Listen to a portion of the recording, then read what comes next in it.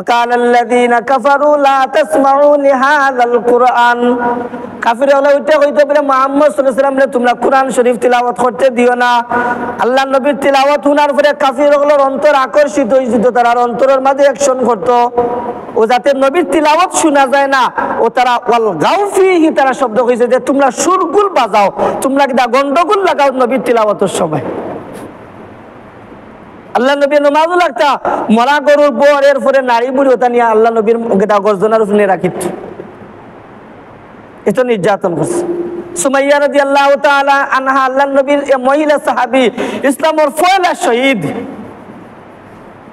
কাফির হলে সুমাইয়া রাদিয়াল্লাহু তাআলা আনহারে এত নির্যাতন করছে, উলঙ্গ করিয়া সারা শরীরের মাঝে লোহার শিক গরম করিয়া তারা দাগ দিছে এবং কিতা করছে উত্তপ্ত করছে তার শরীর দিয়ে। কিতাবের মাঝে ওলা পর্যন্ত লেখা হয়েছে লজ্জাস্থানে পর্যন্ত তারা আঘাত করছে সুমাইয়ার। এত নির্যাতন বুক করি আল্লাহ নবী তায়েফের ময়দানও মার খাইছেন, উহুদের ময়দানও আল্লাহ নবীর দান্দান মুবারক শহীদ হইছে। এত মুসিবত আইছে নবী ওগুলোর উপরে। বিলাল রাদিয়াল্লাহু তাআলা আনহুর ঘটনা তো আমরা মুখে মুখে শুনি।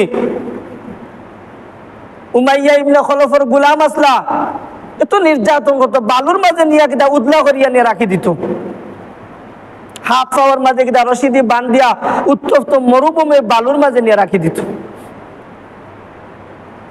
আবার শেষ নাই বুকুর মাঝে ফাতর চাপা দিত। এত নির্যাতন করছে মানে কাফির হলে। ইসলামটা এত কষ্টের ভিতর দিয়ে আইছে।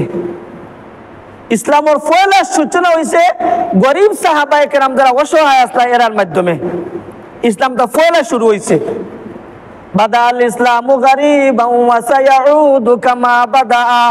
আল্লাহ নবী হাদিসের মাঝে ফরমানা ইসলামটা গরিবী অবস্থার মাঝে ইসলামটা সূচনাতে শুরু হয়েছে গরিব কিছু সাহাবায়ে কেরামের মাধ্যমে। আর ইসলামের শেষ সময়ে দেখা যাইব ওলা কিছু গরিব মানুষে মুষ্টিমে কিছু মানুষে আল্লাহ বিল্লাহ ডাকবো, এরপরে আল্লাহ কিয়ামত ঘটাইলি বা দুনিয়া ধ্বংস হয়ে যাব। দুনিয়া হল নাফরমান হয়ে যাব, আল্লাহরে ভুলি যাইব, আল্লাহ নাফরমানি করবো। মুসলিমে কিছু গরিব অসহায় মানুষের আল্লাহরে ডাকবো যারা ইসলামের সূচনাতে যারা গরিব মানে সাহাবায়ে কেরামে যারা আল্লাহ নবীর উপরে পয়লা ঈমান আনছিল। সুহাইব রুমি, আম্মার ইবনে ইয়াসির, বিলাল হাবশী রাদিয়াল্লাহু তাআলা আনহু এরা সামাজিক লাইনে কোনো কিটা আছিল না, মানে ইলা পাওয়ারফুল কোনো মানুষ সকল আসলা না, এরা মানে কিটা আসলা সমাজের নিম্ন স্তরের মানুষ সকল আসলা সামাজিক লাইনে। এরা সর্বপ্রথম আল্লাহ নবীর উপরে ঈমান আনছে। 13টা বছর লাগাতার কাফির ওখানে নির্যাতন করছে সাহাবায়ে কেরামরে এবং আল্লাহ নবীরে। আল্লাহ নবী সহ্য সীমার বাইরে উঠছে, সাহাবায়ে কেরামে সহ্য না করতে পারিয়া আবিসিনিয়াত কয়েকবার মানে হিজরত করছেন, এরপরে আবার আনুষ্ঠানিকভাবে মদিনার দিকে হিজরত করা হয়েছে। দেশ ছাড়া লাগছে কাফির ওখানে নির্যাতনের কারণে। আল্লাহ নবীর সাহাবী আব্দুল্লাহ ইবনে মাসউদ রাদিয়াল্লাহু তাআলা আনহু বুখারী শরীফে ঘটনা আইছে। আব্দুল্লাহ ইবনে মাসউদ রাদিয়াল্লাহু তাআলা আনহু আল্লাহর কুরআন শরীফের সূরাতুর রহমান তিলাওয়াত করদা। এই সূরাতুর রহমানের মাঝে আল্লাহ রাব্বুল আলামিনে কাফির হলরে কিছু খুঁটা দিছেন, মানে ফাবিআইয়ি আলাই রাব্বিকুমা তুকাজ্জিবান। আল্লাহ বারবার কইছেন একটা নিয়ামতের কথা কইয়া কইছেন ফাবিআইয়ি আলাই রাব্বিকুমা তুকাজ্জিবান। ও মক্কার কাফির হল এই নিয়ামত আমি তোমরা দিছি নানি, ফারবানি অস্বীকার করতা। এটা আল্লাহ একটা নিয়ামতের কথা কইছেন, আবার কইছেন ফাবিআইয়ি আলাই রাব্বিকুমা তুকাজ্জিবান, তোমরা ফারবাইনি আমি আল্লাহর এই নিয়ামতরে অস্বীকার করতায়। এটা শোনার পরে এই সূরা শুনলে কাফিরগুলোর গার মাঝে জ্বলাফুরা শুরু হইতো, খুঁটা দিছেন আল্লাহ। আল্লাহ নবীর সাহাবী আব্দুল্লাহ ইবনে মাসউদ রাদিয়াল্লাহু তাআলা আনহু হাদিসের মাঝে আল্লাহ নবী ফরমায়েন সূরাতুর রহমান হলিয়া কুরআনের সৌন্দর্য। লিকুল্লি শাইইন আরুসুন ওয়া আরুসুল কুরআনে সূরাতুর রহমান। প্রত্যেকটা জিনিসের একটা সৌন্দর্য আছে, কুরআনের সৌন্দর্যের নাম হলো সূরা রহমান। আব্দুল্লাহ ইবনে মাসউদ রাদিয়াল্লাহু তাআলা আনহু গাছের নিচে বইয়া সূরাতুর রহমান তিলাওয়াত করদা। আবু জেহেল সাইটে দিয়ে যার কোনো দোষ নাই আব্দুল্লাহ ইবনে মাসউদর, তাই আল্লাহর কোরআন শরীফ তিলাওয়াত করদা হে সাইটে দিয়ে যার। এই সূরা উনার পরে আবু জেহেলের রাগ উঠছে, উঠার পরে আব্দুল্লাহ ইবনে মাসউদ রাদিয়াল্লাহু তাআলা আনহুর খানোর মাঝে গিয়ে এত জোরে সর মারছে, সর মারার সাথে সাথে আব্দুল্লাহ ইবনে মাসউদ রাদিয়াল্লাহু তাআলা আনহুর খান ফাটিয়া পর্দা ফাটিয়া গোল গোল রক্ত বারণে শুরু হয়েছে। আব্দুল্লাহ ইবনে মাসউদ রাদিয়াল্লাহু তাআলা আনহু খান্দি খান্দি আল্লাহর নবীর কাছে গিয়া কইল, ওগো আল্লাহর নবী, আমার তো কোনো দোষ নাই, আমি কোনো দোষ করছি না, আমি আল্লাহর কুরআনের সূরাতুর রহমান তিলাওয়াত করি, আর এই অপরাধে আবু জেহেলে আমার এত জোরে সর মারলো, দেখো আমার অবস্থা।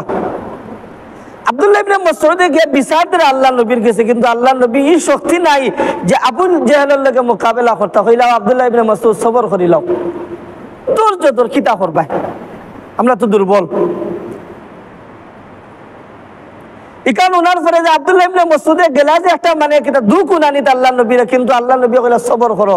ইকান হওয়ার পরে আব্দুল্লাহ ইবনে মাসউদ রাদিয়াল্লাহু তাআলা আনহু খান্দা আরম্ভ করছেন। আল্লাহর নবীর লগে লগে খান্দরা যে কিতা করতাম, এখন কাফির হলে এত নির্যাতন করে আমরা রে।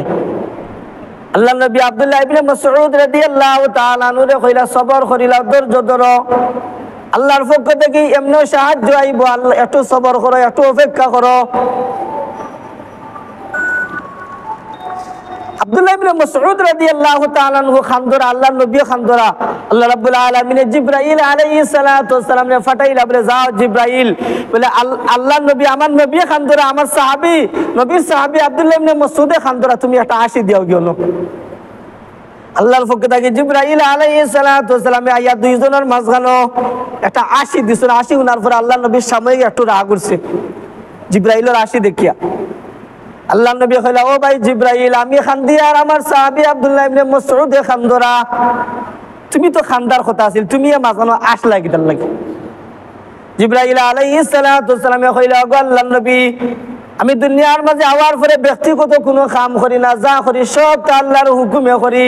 আল্লাহ রাব্বুল আলামিন আমারে অর্ডার করছেন, আমারে হুকুম করছেন যে আপনারা দুইজনের মাঝখানে একটা হাসি দিতাম, কিন্তু কেনে হাসি দিছি এটার কারণ আল্লাহ কইছেন না, খালি ওখানটা কইয়া দিছেন যে এই হাসির কারণটা মদিনায় যাওয়ার পরে আল্লাহর পক্ষ থেকে ব্যাখ্যা করিয়া বুঝাইয়া দেওয়া হইব। তো বাদে ঘটনা শেষ। আল্লাহ নবী এবং সাহাবায়ে কেরাম হিজরত করিয়া যখন মদিনায় যাওয়ার পরপরই দ্বিতীয় হিজরির মাঝে ইসলাম আর মানে মুসলমান এবং কাফিরর মানে এটা পয়লা যুদ্ধ, যেটা বদরের যুদ্ধ কিন্তু হইল, সংগঠিত হইল। মানুষ মাত্র 313 জন সাহাবী, নিরস্ত্র, কোনো অস্ত্র শস্ত্র, মাত্র 2টা ঘোড়া, 8টা তরবারি, মানুষ হইল 313 জন, 70টা ঘোড়া, কাফির হলো 700 ঘোড়া, আর মুসলমান হলো মাত্র 70টা মানুষ। 313 জন, কিন্তু তরবারি মাত্র 8টা। নিরস্ত্র অবস্থায় লম্বা ঘটনা, সারা যুদ্ধর ঘটনা এখন খোয়া যাইতো না, সময় সংকীর্ণ, খালি একটু মানে আমার যেটা প্রয়োজন, যেটা বুঝাইতাম চাই, আর ওটা আমি খোয়ার উদ্দেশ্য।